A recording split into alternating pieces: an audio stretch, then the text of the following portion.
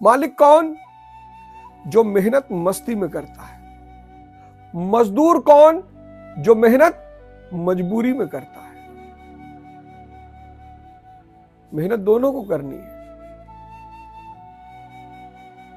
M=M+M। मालिक कौन? जो मेहनत मस्ती में करता है, मजा आ रहा है।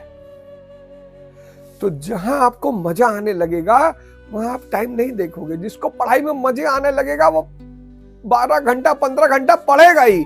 तो जब वो कहेगा मैं 15 घंटा पढ़ता हूं तो सामने वाला को दर्द हो जाएगा कि 15 घंटा कैसे कोई पढ़ लेगा? उसको मजा आ रहा है, सही कह रहा है वो एकदम सही कह रहा है। 15 घंटा जो कह रहा है वो मजा आया। 15 घंटा पढ़ा तभी तो IAS बना, डॉक्टर बना, इंजीनियर बना। और मजदूर कौन? जो मेहनत मजबूरी में कर रहा है।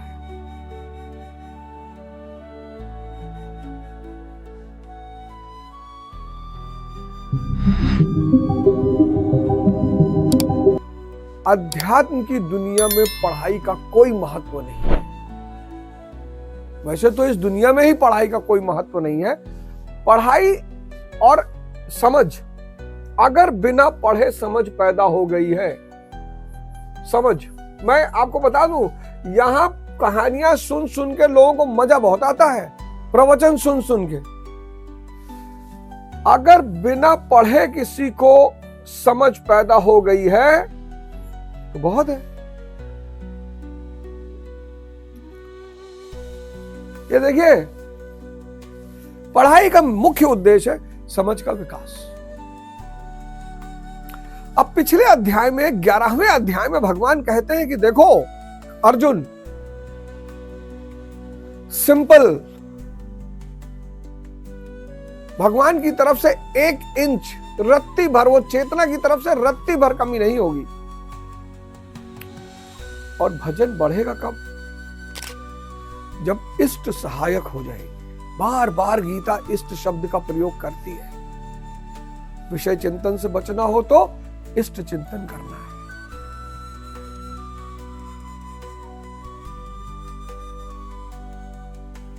तीसरे अध्याय में यह सूत्र मैं आपसे चर्चा कर चुका हूं। विषय चिंतन से बचना है तो इष्ट चिंतन करना पड़ेगा। इष्ट चिंतन करेंगे तो इष्ट की जो वाइब्रेशन है वो आपको घेर लेगी, बचाएगी आप। और भजन अगर बढ़ाना है तो इष्ट फिर आपके सहायक होंगे। ये 11वें अध्याय का सार है। और जब आप भजन शुरू करेंगे तो परिणाम मिलना शुरू होगा। जीवन में कुछ सुधार होना शुरू होगा, जीवन में कुछ विकास होना शुरू होगा।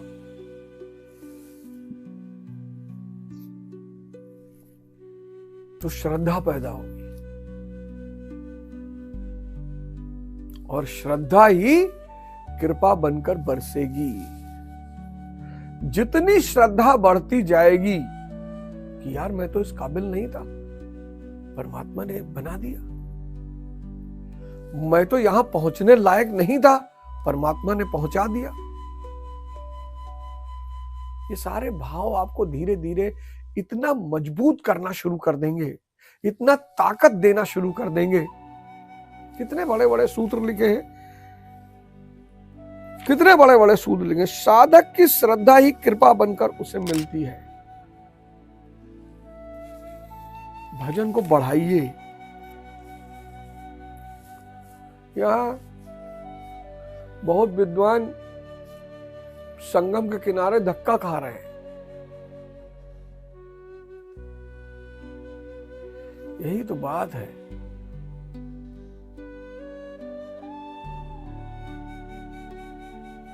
परमात्मा अपने आप को ऐसे साबित करता है, पर दुनिया फिर उसे भाग्य का रूप दे देती है। कहती है तो भैया भाग्य की बात है। भैया भाग्य सिर्फ बेहोश लोगों का होता है, होश लोगों का कर्म होता है और यज्ञ होता है। अब ये दोनों शब्द क्या है? तो 12वां श्लोक, श्वास प्रश्वास का हवन और इंद्रियों के बहिर्मुखी प्रवाह को संयम अग्नि, संयम रूपी अग्नि, संयम एक अग्नि है। मैं, और मैं है ही नहीं। जो चीज है ही नहीं उसमें ताकत कहां से होगी? मैं। फिर आप कहोगे एक चीज जो अक्सर लोगों को खाती है कि बुरे लोग उन्नति क्यों करते हैं। अरे भैया, बड़ा सरल सा सूत्र है, बहुत सरल सा। आप अपने आप को जीवन में कंफ्यूज करते हो। आपको माया चाहिए, धन,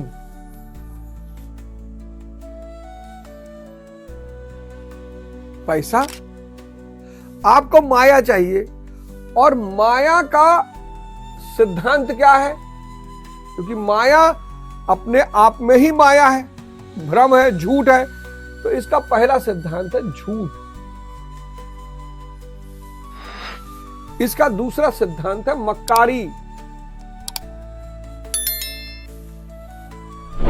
इसका तीसरा सिद्धांत है अपराध।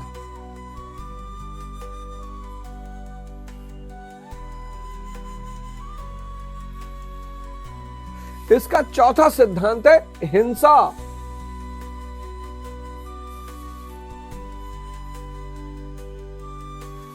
अब आप इनमें से कुछ कर नहीं पा रहे हो, ऐसा नहीं करना चाहते हो, बहुसंख्यक, मेजॉरिटी। भैया हम झूठ नहीं बोलते, तुम बोल नहीं पाओगे।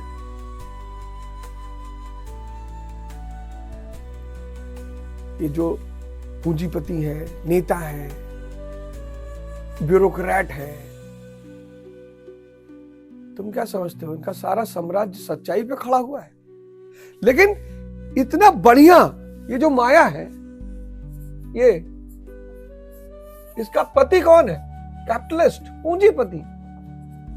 और माया के पति, माया का पुत्र नेता, माया का नौकर ब्यूरोक्रेट, जिसको तुम आईएएस आईपीएस कहते हो। माया का संरक्षक जुडिशरी, न्यायालय। माया का अवैध संतान अंडरवर्ल्ड।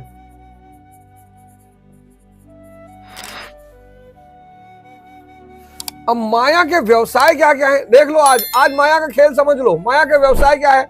माया का सबसे बड़ा व्यवसाय है सेक्स, सबसे बड़ा। माया का सीधा संबंध मन से है, मन का सीधा संबंध इच्छा से है ना? इच्छा काया, इच्छा माया, इच्छा जग उपजाया, ये सब एक दूसरे से जुड़े हैं। माया का पहला व्यवसाय सेक्स, माया का दूसरा व्यवसाय नशा, माया का तीसरा व्यवसाय जुआ, माया का चौथा व्यवसाय मूवी, माया का पांचवा व्यवसाय एडवेंचर,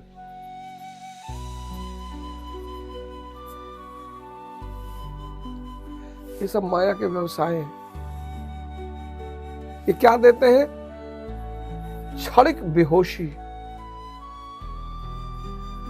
यानी सुख।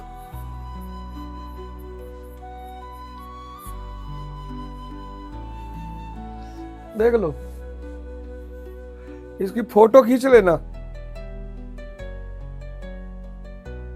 बहुत सारे लोग हैं, ये बहुत बड़ा भ्रम है लोगों को कि अच्छे लोग, भैया अच्छे लोगों की भगवान भी नहीं सुनता। कौन बोला?